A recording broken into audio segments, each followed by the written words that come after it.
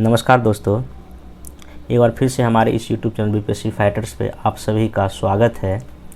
आज जैसा कि आपको सामने दिख रहा होगा स्क्रीन पे कि हिस्ट्री ऑप्शनल, तो आज का जो ये वीडियो है मेनली हिस्ट्री से रिलेटेड है और जिनका हिस्ट्री ऑप्शनल है उन्हीं के लिए वीडियो बेनिफिशियल है। बाकी अगर कोई और अदर स्टूडेंट हैं तो इस वीडियो को स्किप कर सकते हैं।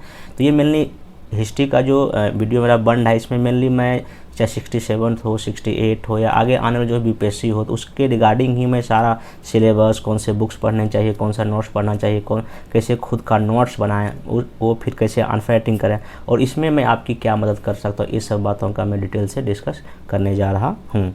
तो उसके पहले थोड़ा सा सुन लीजिए कि देखिए हिस्ट्री सब्जेक्ट बीपीएससी के लिए हमेशा अच्छा रहा है। हाँ, कभी कभी क्वेश्चन का लेवल थोड़ा सा टफ हो जाता है। जैसे कभी कभी जैसे 64 में मतलब स्टेटमेंट बेस्ड क्वेश्चन पूछ दिया था, स्टेट कथन दे दिया था, उसी को आपको लिखना था। थोड़ा सा कभी कभी टफ तो खैर तो हर एक सब्जेक्ट हो सकता है, लेकिन फिर भी नॉर्मली हिस्ट्री का क्वेश्चन जो है ना, इसमें आपको सबसे बड़ी बात है क्या, डिफाइन सिलेबस है, इसमें आपको अपडेट होने की ज़रूरत नहीं है। जैसे और जैसे ज्योग्राफी है या और भी कोई पवेड है और कोई सब्जेक्ट है, वहाँ आपको करंट के डेटा को आपको जोड़ना पड़ता है। लेकिन हिस्ट्री एक ऐसा सब्जेक्ट है जहाँ आप एक बार पढ़ लीजिए तो इसमें करंट के डेटा को उतना जोड़ने की इसमें कोई ज़रूरत नहीं है। और इसका मार्केट में बुक्स भी अच्छे से अवेलेबल है, हिंदी प्लस इंग्लिश दोनों मीडियम में। तो ये काफ़ी पॉपुलर जो है ना ऑप्शनल सब्जेक्ट रहा है बीपीएससी के लिए भी और यहाँ तक कि यूपीएससी के लिए भी ये काफ़ी अच्छा सब्जेक्ट है, ठीक है। तो सबसे पहली बात आप ये रहा कि अगर मैं आपके सामने अगर हिस्ट्री का डिस्कस कर रहा हूँ तो आखिर क्यों कर रहा हूँ, क्या आप आखिर हमसे क्यों आप ये गाइड लें, आखिर मैं क्यों बता रहा हूँ। देखिए मैं इसलिए बता रहा हूँ क्योंकि देखिए मैं जब बीपीएससी का फर्स्ट सिस्टम जब लिया था 56 से 59 में, बीपीएससी में आपको सामने दिख रहा है कि 56-59 में, उस समय ना बीपीएससी में 2 ऑप्शनल पेपर होता था। कितना होता था? 2 ऑप्शनल पेपर होता था। तो इसमें देखिए मेरा नाम भी है, तो मैं बाकी कैटेगरी से मैं हिडन कर दिया, छुपा दिया हूँ। तो देखिए इसमें ना मैं 2 पेपर होता था उसमें ऑप्शन का, 56 से 59 में बीपीएससी का 2 ऑप्शनल पेपर होता था। देखिए इसमें मेरा पहला ऑप्शनल पेपर हिस्ट्री था, तो हिस्ट्री का 2 पेपर होता था। हालांकि अभी तो 300 मार्क्स में एक ही पेपर में दोनों पार्ट का क्वेश्चन पूछ लेता है 300 मार्क्स में, लेकिन उस समय ना 200 का पेपर फर्स्ट पेपर सेकंड होता। देखिए तो उस समय जो 200 आउट ऑफ 200 में हमको 228 आया था फर्स्ट पेपर में और पेपर सेकंड में हमको 118 आया था। मतलब लगभग कि हमको 60 या 62% के रेंज में जो है हमको मार्क्स जो आया था। तो ये जो है ना काफ़ी उस समय के लिए अच्छा मार्क्स था, ठीक ना। और क्योंकि हिस्ट्री में 60% अगर अभी आ जाए तो समझिए आपका सिलेक्शन कन्फर्म है। तो ये बाकी मेरा दूसरा सब्जेक्ट एलएसडब्ल्यू था। तो और इस हिस्ट्री में जो इसी से मेरा जो है ना इंटरव्यू भी कॉल हुआ था। उस समय जो कि इंटरव्यू 150 नंबर का होता था, 150 में को 95 मार्क्स आया था। हालांकि उस समय मेरा एज नहीं हुआ था, मतलब मैं मुश्किल से 1 या 2 पोस्ट के लिए एलिजिबल था उसी 56 से 59 में। क्योंकि आपको पता है कि बीपीएससी में किसी पोस्ट के लिए 22 साल होता है, किसी के लिए 21 साल होता है, किसी के लिए 20 साल होता है। तो मैं उसमें मेरा एज 20 साल लगभग हुआ ही था, तो मैं 1-2 ही पोस्ट के लिए उसमें एलिजिबल था, फिर मेरा इंटरव्यू कॉल हुआ था। तो मैं इसी बेस पे कि हिस्ट्री में जो आखिर मैं कैसे पढ़ा था, आखिर जो ये 60 या 62% जो मार्क्स आया, अच्छा मार्क्स था उस समय। मतलब कि और भी मेरे कई सारे फ्रेंड थे, उसको इतना नहीं आया था, मतलब किसी को 100 या 105 आया था, लेकिन हम लगभग 120 प्लस के आसपास में थे। तो मतलब कि 200 में तो काफ़ी अच्छा मार्क्स था उस समय। तो उसी के बेस में मैं जो पढ़ाई किया था और अभी भी जो मैं कभी कभी जो जीएस भी हिस्ट्री के लिए पढ़ता हूँ या पढ़ाता हूँ, तो मैं क्योंकि हिस्ट्री का थोड़ा सा मेरे पास एक्सपीरियंस है, कैसे लिखा जाए, कैसे पढ़ा जाए, इसलिए मैं इसी बेसिस पे आप लोग के सामने से डिस्कस कर रहा हूँ। आइए सबसे पहले हम लोग देख लेते हैं इसका सिलेबस।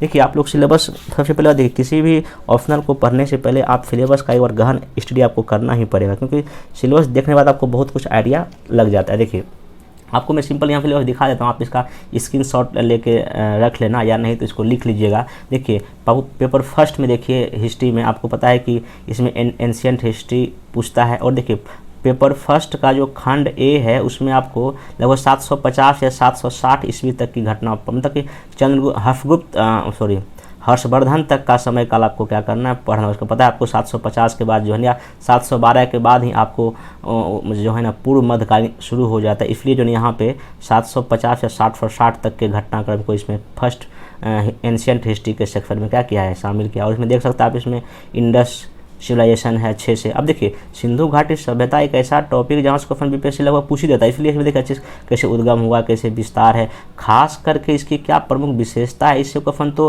कई बार एग्जाम में पूछा, इस बार 66 में सारी विशेषता पूछ चुका है।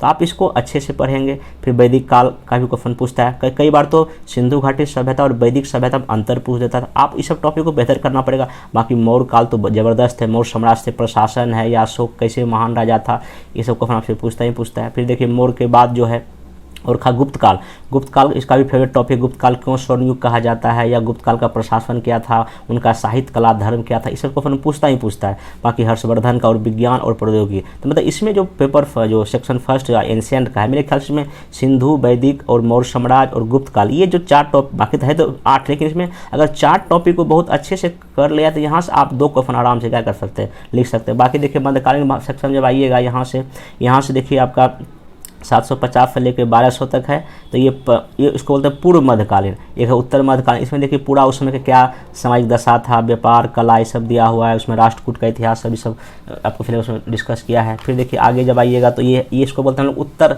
मध्यकालीन, 1200 से लेकर 1765 से लेकर, इसमें आप पूरा आपका दिल्ली सल्तनत, अलाउद्दीन खिलजी, बलबन, सबको हमको आराम से क्या करना पढ़ना है। इसमें देखिए विजयनगर साम्राज्य आपको दिख रहा होगा अच्छे से एकदम, इसमें अकबर का, खास करके मुगल साम्राज्य में अकबर, शाहजहाँ, जहांगीर का क्वेश्चन बहुत अच्छे से पूछता है। और इसमें सबसे बड़ी बात जो अकबर की जो मनसबदारी प्रथा था उसमें क्या कैसे हुआ ये सब, फिर औरंगजेब की धार्मिक नीति कई बार एग्जाम में पूछा है। और सबसे बड़ा बात यहाँ शिवाजी, मराठा क्वेश्चन बहुत बीपीएससी का फेवरेट टॉपिक रहा है। तो ये सब आपका क्या है, ये मध्यकालीन में टॉपिक आता है, इसको आप देख लीजिए पॉज करके, मैं सब डिटेल में डिस्कस नहीं कर रहा हूँ, आप लोग को पता ही होगा। अब इसमें आधुनिक भारत, इसमें देखिए 1757 से लेकर 1947 तक 200 साल का इतिहास लगभग पढ़ना है। इसमें वही है आपको अंग्रेज़ों का आगमन है, फिर इसमें कैसे अंग्रेज़ों का जो उपनिवेशवाद की जो कितनी प्रक्रियाएं थी, कैसे कृषि का वाणिज्यीकरण हुआ, क्या उनकी आर्थिक सामाजिक नीति थी, उससे क्वेश्चन पूछता है। और सबसे बड़ा जो सामाजिक धार्मिक सुधार आंदोलन, अभी आपको पता है राजा राममोहन रॉय से लास्ट पर क्वेश्चन शायद पूछ चुका है।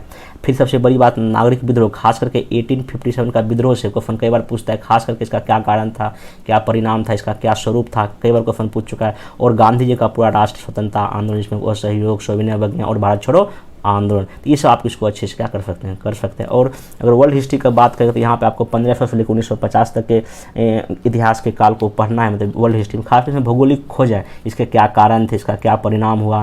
फिर फ्रांस में आपको नेपोलियन या फ्रांस की क्रांति अच्छे से आपको इसमें पढ़ना, या फ्रांस की क्रांति का क्या प्रभाव पड़ा पूरे वैश्विक परिदृश्य में, ये सब आपको इसमें पूछता है। फिर इसमें इटली और जर्मनी का कैसे एकीकरण हुआ, उसमें कैसे काबूल या बिस्मार्क सब लोगों के बारे में पढ़ना है अच्छे से। फिर इसमें चीन और पश्चिमी शक्तियाँ, जापान कैसे एक बड़ी शक्ति बन गया, इस आपको पढ़ना है। फिर प्रथम विश्व युद्ध का फिर आर्थिक और सामाजिक प्रभाव पढ़ना है, ठीक ना। और पेरिस संधि पढ़ना है। रूस की क्रांति क्यों हुआ, इसका क्या परिणाम था, इसका क्या प्रभाव पड़ा। फिर इंडोनेशिया का, चीन का, ये सब भी पूछता है, इसको आप देखना पड़ेगा। चीन में पूछता है साम्राज्य का उदय कैसे हुआ, ये भी क्वेश्चन पूछता है। और 1929-30 में जो आर्थिक मंदी पूरे विश्व में आया था, अमेरिका में जहाँ शुरू हुआ था, उसका क्या प्रभाव है। फिर जर्मनी में नाजीवाद और इटली में ये सब जो आपको क्या करना है पूरे ढंग से, ये वर्ल्ड हिस्ट्री का क्या आपका सिलेबस है। तो अभी देख लीजिएगा, इससे मतलब कि क्वेश्चन पूछता ही पूछता है। अब देखिए यहाँ पे क्या है कि जो अभी बीपीएससी का जो पैटर्न है क्वेश्चन का, हालांकि मेरे पास क्वेश्चन पेपर अभी तो नहीं है हिस्ट्री का, लेकिन मैं फिर भी ग्रुप में शेयर कर दूंगा अपने टेलीग्राम पे, ठीक ना। तो यहाँ देखिए, तो इसमें देखिए अभी क्वेश्चन जो पूछने का जो पैटर्न बीपीएससी का है, क्या करता है कि वो देखिए पेपर 2 हो गया, सेक्शन 2 हो गया, मतलब पार्ट फर्स्ट इसको मानिए, पार्ट सेकंड मानिए, ठीक ना। तो पार्ट फर्स्ट में क्या हो गया, एंशिएंट हिस्ट्री हो गया, और इसी में मेडिवल हिस्ट्री हो गया, ठीक ना। सेकंड में क्या करता है, मॉडर्न आधुनिक भारत, और इसमें क्या पड़ता है, वर्ल्ड हिस्ट्री। अब देखिए इसमें क्या करता है, एंशिएंट या प्राचीन में इसमें जो है 3 क्वेश्चन देता है, 1 2 3 क्वेश्चन देता है। यहाँ भी 1 2 3 क्वेश्चन देता है, यहाँ भी 1 2 3 क्वेश्चन देता है, यहाँ भी 1 2 3 क्वेश्चन देता है। तो अब चूंकि अपने को 12 क्वेश्चन दे दिया, लेकिन लिखना तो 6 क्वेश्चन ही है, क्योंकि आपको तो 6 गुना 5 50, तो 300 नंबर का होता है, तो लिखना 6 ही। तो इसमें बीपीएससी क्या ऑप्शन देता है आप कि इससे मतलब कि एंशिएंट से मैक्सिमम आप 2 क्वेश्चन लिख सकते हैं। अगर यहाँ आप 2 लिख दिए तो ऑब्वियस सी बात, यहाँ से आप 1 लिखिएगा, या इससे 2 लिखिए तो इससे 1 लिखिए, मतलब यही करके इसे यहाँ भी यही है, यहाँ से 2 लिखिए या यहाँ से 2 लिखिए, लेकिन आपको इस पूरे में से 3 लिखना, लेकिन ध्यान रखना कि 1 से 2 लिखना पड़ेगा या किसी से 1 लिखना पड़ेगा। तो एक कंडीशन देता था। आप उसमें जब देखिएगा तो आप कई सारे ऐसे प्रश्न होते हैं जो काफ़ी अच्छे से आप चूज करके इसको क्या कर सकते हैं, लिख सकते हैं। तो ये हो गया। तो अब यहाँ सबसे बड़ी बात रहा कि तो हो गया कि क्वेश्चन का क्या सिलेबस है, क्वेश्चन का क्या पैटर्न, ये पूछता है। अब यहाँ सबसे बड़ी बात है कौन सा हम बुक्स पढ़ें मेनली, क्योंकि कई सारा स्टूडेंट का ये डिमांड होता है सर क्या बुक पढ़ें, क्या नोट्स पढ़ें। अब देखिए सिंपल सी बात, देखिए जो बुक्स और नोट्स आपको पढ़ना है, आप देखिए सामने देखिए प्राचीन भारत या एंशिएंट हिस्ट्री। इसमें देखिए आप क्या कीजिए, बुक में सबसे पहला आपने देखिए सबके पास तो ओल्ड एनसीईआरटी बुक होगा ही, RS शर्मा की। तो ओल्ड एनसीईआरटी बुक जो है ना, आप सभी जो है ना इसको एक बार पढ़ लीजिए, क्योंकि इसमें बेसिक चीज़ें हैं और इतिहास के प्रति समझ आपको क्या करेगा, बढ़ाएगा। और ऑप्शनल अगर आपके पास है तो ये बुक पढ़ना ही चाहिए, ठीक है। उसके बाद जो मैं सबसे जो बड़ा बुक आपको बोलूँगा एंशिएंट के लिए, वो है टीच योर सेल्फ, जो भारती भवन की बुक आती है, जो बिहार के हर एक जो है ना जितना भी ग्रेजुएशन या कॉलेज है उसमें यही बुक चलता है। हालांकि कई जगह शिकायत हमको आया था, सर ये बुक अभी प्रिंट होना बंद हो गया, लेकिन अभी भी किताब ये मिलता है। हो सकता है किसी बुक शॉप में किताब ना हो, लेकिन कहीं और जगह ढूंढिए तो आपको किताब मिल जाएगी। और अगर नहीं कहीं मिले तो किसी भी शहर में हर एक जगह सेकेंड हैंड बुक का दुकान होता है। जैसे पटना में अगर बात कीजिएगा तो पटना में देखिए गांधी मैदान में बहुत बड़ा पुराना ओल्ड बुक का दुकान है, तो वहाँ खरीद सकते हैं। आपको दिल्ली में भी पुराने दुकान, गांधी बिहार में या कई जगह आपको पुराने किताब का दुकान है, वहाँ आपको ये बुक जरूर मिल जाएगा, ठीक है। तो वहाँ से आप सेकेंड हैंड भी खरीद सकते हैं।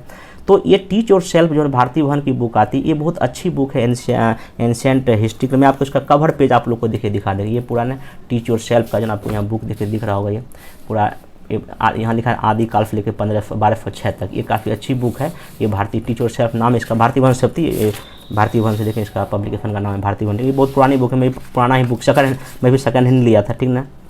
और देखिए इसमें काफ़ी अच्छे से देखिए पूरा ए टू जेड कैसे प्राचीन स्रोत अच्छे से, सिंधु घाटी, वैदिक, पूरा मतलब समझिए कि बीपीएससी के एंशिएंट हिस्ट्री के सिलेबस के अकॉर्डिंग ये बुक छपा हुआ है, पूरा देख सकते हैं पूरा ए टू जेड। और इसमें काफ़ी अच्छे से आसान लैंग्वेज में भाषा, और सबसे बड़ी बात क्या है इसमें ना कई सारा लगभग बहुत सारा प्रश्न भी दिया है पीछे, आप देखिए प्रश्न प्रैक्टिस भी कर सकते हैं। ये काफ़ी अच्छी बुक है, तो आप लोग इसको एक बार जो है ना इसको जरूर खरीद लें, क्योंकि ये इस बुक को पढ़ने से ही आपका जो है ना सारा क्वेश्चन एंशिएंट का सॉल्व होगा, ठीक। ये हो गया। दूसरा बात आप क्या कह रहे हैं, एंशिएंट के बाद अब क्या आता है अगला, एक और बुक आता है इसमें झायन मालिका, झायन श्री मालिका। ये भी बुक अच्छी है। अगर आप लोग को अगर जो पढ़ने का शौक़ है बुक, तो आप ये भी बुक जो है ना ले सकते हैं, और लेके जो है एक बार कुछ इसका सही चीज़ पढ़ सकते हैं। देखिए यहाँ मेरे पास दिख रहा होगा ये प्राचीन भारत के इतिहास में, इसको हालांकि मैं पढ़ा था, देखा आपको ऐसा इसका कवर पेज है, प्राचीन भारत का इतिहास, ठीक है। यहाँ देखिए लिखा है अंतिम में यहाँ झा एंड फ्री मालिक। ये भी बुक ठीक है, इसका लैंग्वेज थोड़ा सा आसान लगा हमको, ठीक ना। यहाँ पे आप देख सकते हैं इसमें भी मतलब काफ़ी अच्छे से, जैसे कि स्रोत काफ़ी अच्छे से दिया है, मतलब हर एक काल घटनाक्रम काफ़ी अच्छे से दिया है। मतलब ये बुक ठीक है, इसका लैंग्वेज सही, और मेंस के एग्जाम में ये लिखने लायक है, सबसे बड़ी बात ये। तो आप इसको लेके एक बार जो है ना पढ़ सकते हैं, मतलब काफ़ी अच्छा। मतलब इसमें काफ़ी विश्लेषण काफ़ी बेहतरीन, जैसे कि अगर मोर समय का पतन अगर हुआ, कारण हुआ, तो इसका आखिर पतन क्यों हुआ, इसमें काफ़ी बेहतर ढंग से ना स्टेटमेंट के साथ। जैसे यहाँ देखिए कई सारे, जैसे कभी बीपीएससी में जो कथन बेस्ड क्वेश्चन जो पूछता है, यहाँ देखिए लिखा हुआ है, देखिए यहाँ राय चौधरी इतिहासकार का नाम भी, मतलब आपको इसमें काफ़ी जो है बेहतर जो है ये बुक है, आप इसको भी ले सकते हैं। तो एंशिएंट हिस्ट्री के लिए मेरे ख्याल से आपके पास ये 3 किताबें होनी चाहिए। देखिए अगर 3 किताब है तो इसमें सब कुछ नहीं पढ़ना, जहाँ आपको जो चीज़ अच्छा लगे उसे चुन के आपको क्या करना, पढ़ के उसका नोट्स बना लेना है, ठीक ना। आइए अब दूसरा मध्यकालीन भारत। देखिए मध्यकाल में वही बात है, यहाँ आपको ओल एंड सतीश चंद्रा की आपको पास होनी चाहिए। उसके बाद देखिए टीच और सेल्फ का ही भारती भवन का ही बुक ले लीजिए, और इसका 2 वॉल्यूम आता है। देखिए यहाँ पीछे इसका मैं दिखा रहा हूँ, देखिए मेरे पास बुक तो खैर नहीं है ये, देखिए यहाँ पे ना आपको दिख रहा होगा ये हिस्ट्री ऑफ इंडिया, ये मेडावल ही है, देख रही है। और ये भी देखिए आपका क्या है, मेडावल ही है। ये 2 पार्ट में आता है। तो मेडावल हिस्ट्री इसका टीचर को 2 पार्ट में आता है, पतली बुक आती है, इनका 2 पार्ट में आता है। अगर आपको लेना हो तो दोनों पार्ट लेना पड़ेगा, ठीक है ना। चलिए तो 2 ले सकते हैं, या नहीं तो सबसे बेस्ट मेरे ख्याल से ये मध्यकालीन भारत आती है, एक सर्विस है इम्तियाज़ अहमद सर की। ये बहुत अच्छा किताब है, मतलब समझिए कि बीपीएससी अगर कोई भी क्वेश्चन पूछता है ऑप्शनल में, इसी बुक से पूछता। मैं बुक का देखिए कवर पेज दिखाता हूँ, देखिए इम्तियाज़ अहमद, ठीक ना। आपको देखिए मध्यकालीन भारत देख रहे हैं, यहाँ पे लिखा है 800 से लेकर 18वीं, एक ही बुक में बहुत अच्छा किताब। मतलब इसमें मैं इस बुक का खासियत दिखाता हूँ, मतलब कि इतना अच्छे से, जैसे अगर बीपीएससी डायरेक्ट कभी पूछता है कि आप मुगल का बताओ, प्रशासन बताओ, या मुगल फौज का क्या पतन था, मतलब पॉइंट वाइज इसमें काफ़ी अच्छे से बेहतर ढंग से दिया। बाकी और जैसे कि अगर आप इधर आइएगा, मैं जैसे कि यहाँ हाँ देखिए चोल साम्राज्य, बीपीएससी का क्वेश्चन फेवरेट टॉपिक है, चोल का प्रशासन। देखिए काफ़ी अच्छे से चोल का प्रशासन, स्थानीय शासन बेहतरीन ढंग से दिया। या कभी अगर भारतीय सामंतवाद से अगर क्वेश्चन बीपीएससी पूछेगा, देखिए इसमें काफ़ी अच्छे से दिया हुआ। तो मेरे ख्याल से अगर आपको अगर जो टीच और सेल्फ का बुक ना मिले, तो आप ये बुक ना अच्छे से इसको खरीद लीजिए। देखिए इसमें हर्षवर्धन के बाद इंडिया क्या था वो भी अच्छे से दिया हुआ, मतलब इसमें कोई ऐसा टॉपिक नहीं है जो कि छोड़ा हुआ। खासकर देखिए दिल्ली सल्तनत कैसे बना, कैसे विस्तार हुआ, खास करके इसमें दिल्ली सल्तनत क्या उसका देखिए प्रशासन था, मतलब काफ़ी अच्छे से, बलबन का हो या अलाउद्दीन खिलजी का, सारे शासक का एक एक करके अच्छे से बुक में दिया हुआ। इसका सबसे बड़ी बात है इसका लैंग्वेज काफ़ी क्या ईजी है। तो मेरे ख्याल में अगर टीच और सेल्फ नहीं खरीदिएगा तो ये बुक तो आप जरूर लीजिए। इस बुक को तो आपको रखना ही पड़ेगा मेडावल हिस्ट्री। एक ही सोर्स में बोलूँगा, अगर एनसीईआरटी भी नहीं पढ़ना है, अगर आपको टीच और सेल्फ भी मेडावल के नहीं पढ़ना, तो ये बुक तो आपको कंपलसरी खरीदना ही पड़ेगा। अब आता है मॉडर्न हिस्ट्री का। देखिए मॉडर्न हिस्ट्री में आप लोग जैसे कि अगर ओल्ड एंड फैक्ट अगर है तो ठीक है, बिपिन चंद्र की जो आती है वो ठीक है, नहीं तो आप लोग पीटी के लिए या जीएस मेंस के तो आप तो कम से कम मेरे ख्याल से स्पेक्ट्रम तो पढ़े होंगे, लेकिन स्पेक्ट्रम ऑप्शनल के लेवल के लिए ठीक नहीं है, क्योंकि ऑप्शनल में आपको थोड़ा सा कुछ विस्तार चाहिए। इसलिए मेरे ख्याल से स्पेक्ट्रम का बुक जीएस पीटी और मेंस के लिए सही है, लेकिन ऑप्शनल के लेवल उतना बेहतर नहीं है मेरे ख्याल से। हाँ कुछ कुछ टॉपिक वहाँ से पढ़ सकते हैं, कहानी के रूप में दिया उसको आप यूज कर सकते हैं, लेकिन जो मेरे ख्याल से यहाँ भी आप अगर आपको टीच योरसेल्फ की बुक मिलती है तो वो नहीं, तो एक बीएल ग्रोवर सर की बुक आती है, मैं उसको दिखा देता हूँ। देखिए ये देखिए इसमें ऐसा आता है, कुछ लिखा हुआ है कि आधुनिक भारत का इतिहास एक नवीन मूल्यांकन, मतलब बहुत लेटेस्ट चीज़ें ये लिखते हैं, और ये मेनली आपका मेंस के लिए बहुत अच्छा है, मतलब कि ऑप्शनल के लिए। पीटी में ये बुक कम यूज होता है, लेकिन हालांकि पीटी के लोग भी पढ़ते हैं, लेकिन ये बुक ने मेनली आपका ना होता है ऑप्शनल के लिए। देखिए एस चंद पब्लिकेशन का बुक है ये, BL Grover, Alka and Mehta, 3 writer school मिलकर लिखे हैं। और थोड़ा सा इसका एक चीज़ है कि लैंग्वेज थोड़ा सा मतलब कि टफ है, लेकिन फिर भी जो इसका जो विश्लेषण है, खास करके इनका, जैसे कि जब आप इनको देखिएगा बुक का मैं आपको लिस्ट दिखा देता हूँ ताकि आपको बेहतर समझ आए। देखिए इसमें काफ़ी अच्छे से विषय फुजम, देखिए जैसे कि हालांकि मुगल फौज का विक्टन भी लिख दिया, लेकिन यहाँ देखिए मैं आपको जितना भी गवर्नर जनरल है अलग अलग, जैसे कि मान लीजिए कि वाइन हेस्टिंग्स है, कॉर्नवालिस है, जितना भी लॉर्ड वेलेस्ली है, क्योंकि कभी कभी बीपीएससी ना गवर्नर जनरल ने पूरे अपने काल में क्या क्या काम किया सबके बारे में 50 नंबर में पूछता है। इसका मतलब क्या, ये पूरा लॉर्ड ने क्या क्या काम किया, उनका क्या मूल्यांकन अच्छे से यहाँ कर दिया उन्होंने हर एक का, ठीक ना। वह देखिए यहाँ पे विलियम बेंटिंग, ये सब भी देखिए उनका क्या क्या काम था, एक ही सब में पूरा दे दिया है, ठीक ना। उसके बाद आप आइएगा जितना भी जनजाति विद्रोह होता है या अच्छे से दे दिया है। 57 के विद्रोह का इनका तो खास करके ये जो स्वरूप और नेचर काफ़ी अच्छा है। मैं भी अपने टेलीग्राम ग्रुप पे, जहाँ पे हिस्ट्री ऑप्शनल मेंस के लिए ग्रुप में बनाया हूँ, वहाँ पे भी मैं स्वरूप और नेचर का एक पीडीएफ इसका मैं भेजा हूँ। काफ़ी बेहतर उन्होंने इस बुक में इनका ना स्वरूप और नेचर इस बुक में काफ़ी बेहतर दिया। बाकी और भी जैसे कि अगर अंग्रेजों की कोई नीति था, चाहे जो भी नीति है, ये काफ़ी इसमें बेहतर ढंग से दिया है। उसके बाद अगर आप आगे आएंगे कि जैसे कि हाँ ये जो सामाजिक धार्मिक सुधार होता है काफ़ी अच्छे से दिया हुआ हर एक चीज़ का, ठीक ना, बेहतर मतलब लिखा हुआ। बाकी जैसे किसान आंदोलन जो भी होता है उसका खास कर जो राष्ट्रीय जो आंदोलन जो होता है इसमें हर एक चीज़ को मतलब काफ़ी बेहतर ढंग से दिया। तो आप इस बुक को ना मतलब कि आधुनिक भारत के इतिहास के लिए एक बार आप इस बुक के साथ जा सकते हैं, ठीक ना, मेरे ख्याल से।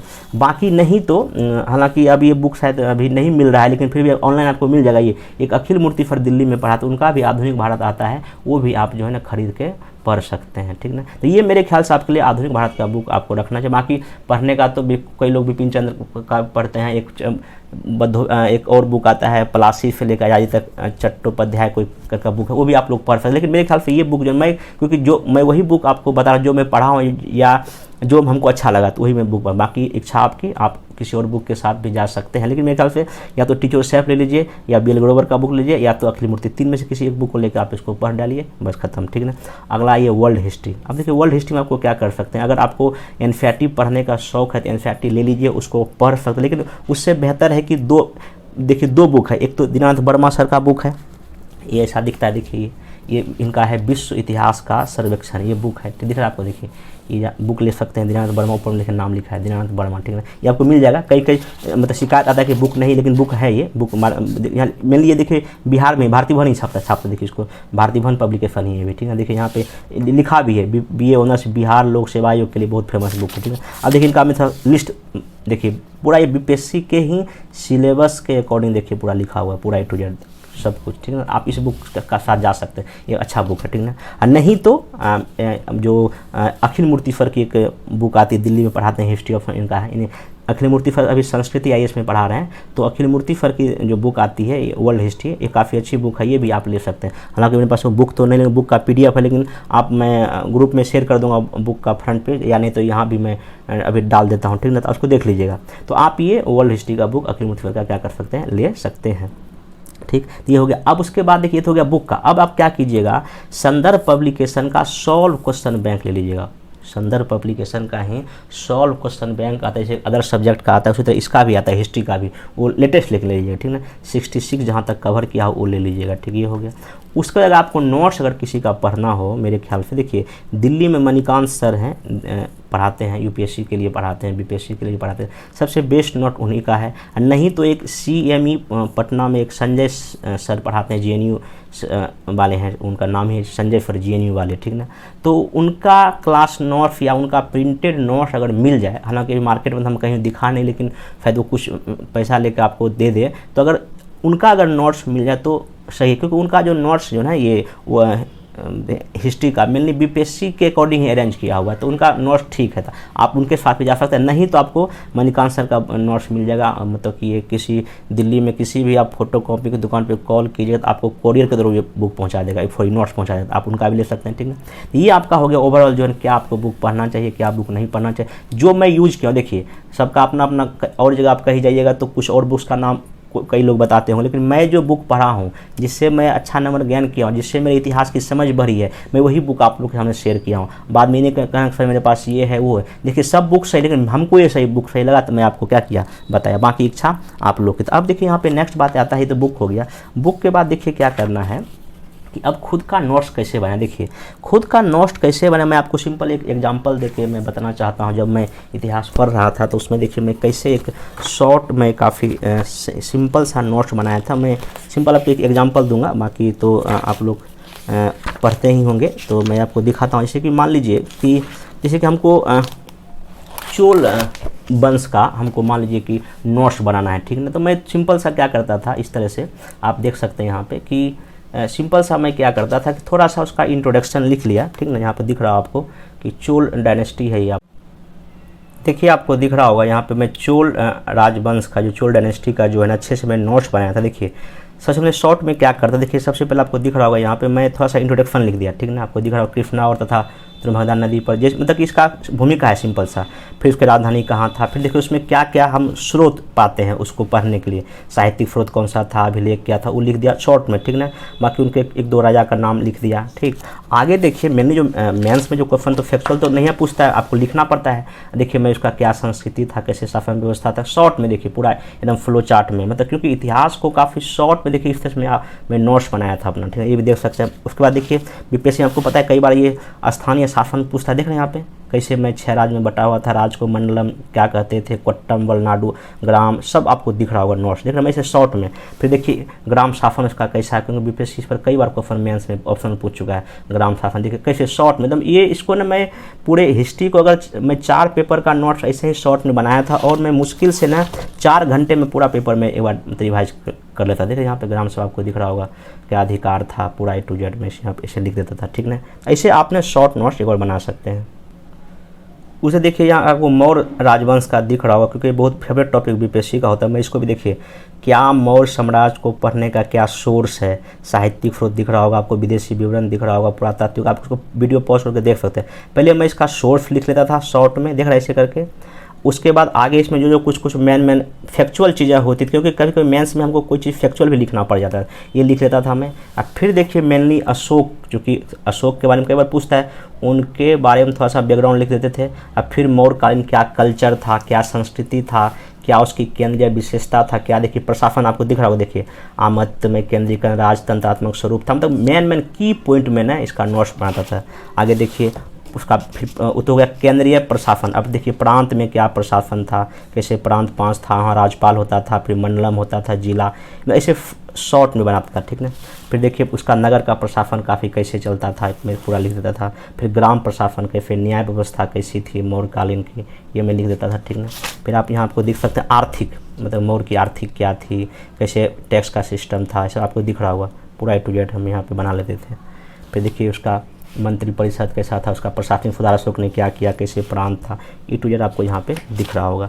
हाँ देखिए सब सामाजिक दशा, अगर मौर्य काल में सामाजिक दशा क्या था, देखिए मैं शॉर्ट में दम खास करके जो भी फैक्ट्स है, डेटा है, सब ऐसे करके मैं इसको नोट्स, आप लोग भी इस तरह का नोट्स जो है अगर हो सके तो आर्थिक दशा देख रहे हैं यहाँ पे, मौर्य का आर्थिक दशा देखिए पूरा क्या शॉर्ट महीने का पूरा मैं लाइन पूरा मतलब बुक छापने की कोशिश नहीं किया हूँ, मैं वही चीज़ लिखा जो कि हमारे एग्जाम के लिए काफ़ी इंपॉर्टेंट। देखिए धार्मिक भी, अशोक का धार्मिक क्या था, यज्ञ पूरा A to Z कहाँ पे क्या हुआ, फिर इसका कला देख रहे हैं, कला दरबारी कला, जो भी चीज़ था मतलब जो हमको इम्पोर्टेंट इसको बना लेते थे। तो आप ऐसे करके जो है ना नोट्स जो है ना बना सकते हैं। अगर आपको मॉडर्न हिस्ट्री का अगर नोट्स बनाना हो या नोट्स अगर आपको चाहिए, देखिए ये हालांकि मैं GS का ही है, तो GS का भी कुछ जैसे कि असहयोग, सविनय अवज्ञा, भारत छोड़ो तो मेंस में पूछता है, ऑप्शन में पूछता है। इसलिए देखिए आप अगर आपको गांधीयन एरा का या गांधी युग का अगर नोट्स ऑप्शनल के लेवल पे बना तो आप देखिए इस तरह का यूज कर सकते हैं। किसी भी आंदोलन का क्या कारण था, क्या पृष्ठभूमि था, क्या कार्यक्रम था, क्या भागीदारी था, क्या उसका स्वरूप था, क्या प्रकृति था, क्या परिणाम रहा और बिहार में उसकी क्या भूमिका है। आप ऐसे अभी क्योंकि 66 मेंस में क्वेश्चन असहयोग आंदोलन के कारण, परिणाम वो क्यों असफल हो गया ये क्वेश्चन पूछा है। देखिए अगर आप ऐसे करके अगर नोट्स बना लेंगे, हालांकि आप जो हिस्ट्री का जो मेरा वीडियो देखते होंगे उनको पता होगा कि मैं ऐसे करके सबको बताया, नोट्स भी मैं टेलीग्राम में प्रोवाइड कर। देखिए कारण मतलब ये ऐसे करके आप जो है नोट्स जो है ना मॉडर्न हिस्ट्री का क्या कर सकते हैं, बना सकते हैं। अब देखिए वही अगला है कि खुद का नोट्स हो गया, अब आंसर राइटिंग कैसे करें। देखिए सिंपल सा बात है कि देखिए सिंपल सी बात आपको क्या करना है कि मान लो कोई टॉपिक आप पढ़े, जैसे मान लेते हैं एग्जांपल आपने मौर्य प्रशासन पढ़ा मान लेते हैं, तो आज मौर्य प्रशासन पढ़ लिया तो क्या करें, जैसे कल सुबह जगह बैठ के आधा घंटा आप उसी का एक आंसर राइटिंग करना, जो आपने पढ़ा है क्वेश्चन डाल दें मौर्य प्रशासन पर, मौर्य प्रशासन का विवरण करें, अपने में से खुद क्वेश्चन बना लीजिए, आधा घंटा टाइमर सेट कर दीजिए, टेबल पर बैठ जाइए कहीं कोने में आपको आराम से घर में, और 5 पेज ले लीजिए और वहीं पे भूमिका, मोडी सब लिखना शुरू कर दीजिए। ये डेली अगर आप कीजिएगा, नहीं डेली सप्ताह में 2 या 3 दिन भी अगर डेली एक लॉन्ग क्वेश्चन अगर लिखिएगा अभी से लेकर मेंस के एग्जाम तक, हालांकि अभी पीटी का एग्जाम है अभी तो कम ही लिख सकते हैं, लेकिन बाद में जब पीटी के बाद अगर डेली आप एक सुबह सुबह जग कर लिखिएगा तो आपका ऑप्शन पूरी तरह तैयार हो जाएगा। और मतलब कि मेंस आंसर राइटिंग का प्रैक्टिस का कोई जोर नहीं है, वही आपको सफलता क्या करेगी, दिलाएगा। ऐसा कर सकते हैं। तो ये डेली आंसर राइटिंग आपको मॉर्निंग में याद करके करना है और ये लगातार आपको मेंस जब तक आपका नहीं हो जाए तब तक करना है। ये आप ये कर सकते हैं, ठीक है, आंसर राइटिंग के लिए।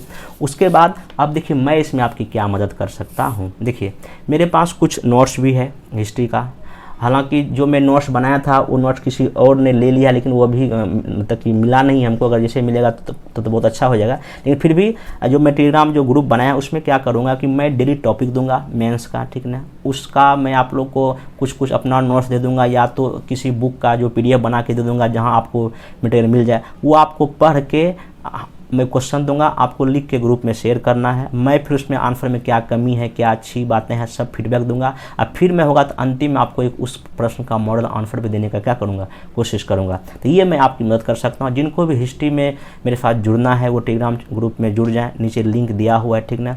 बाकी अभी PT का भी एग्ज़ाम का डेट अगस्त में है, तो थोड़ा सा बैलेंस बना के चलना है। मैं पूरी तरह ऑप्शनल पर भी फोकस नहीं रहूँगा, क्योंकि बहुत लोग का PT भी, क्योंकि तो PT ही नहीं निकले तो फिर मेंस तैयारी करने क्या फ़ायदा है।